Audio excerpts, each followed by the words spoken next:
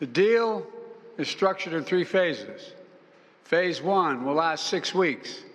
It includes a full and complete ceasefire, withdrawal of Israeli forces from all the populated areas of Gaza, and the release of a number of hostages held by Hamas, including women and elderly and the wounded. And I'm proud to say Americans will be part of that hostage release in Phase 1 as well. And the Vice President and I cannot wait to welcome them home. In exchange, Israel released hundreds of Palestinian prisoners.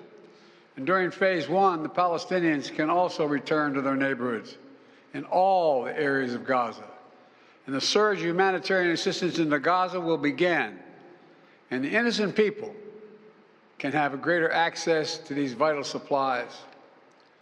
You know, during the next 6 weeks, Israel will negotiate the necessary arrangements to get Phase 2, which is a permanent end of the war. Let me say it again, a permanent end of the war.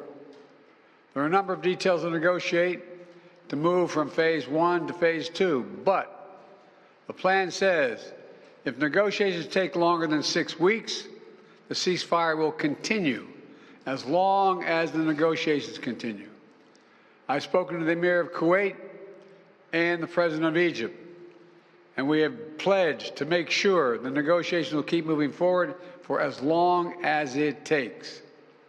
Then, when Phase 2 begins, there will be an exchange for release of the remaining living hostages, including male soldiers, and all remaining Israeli forces will be withdrawn from Gaza, and the temporary ceasefire will become permanent.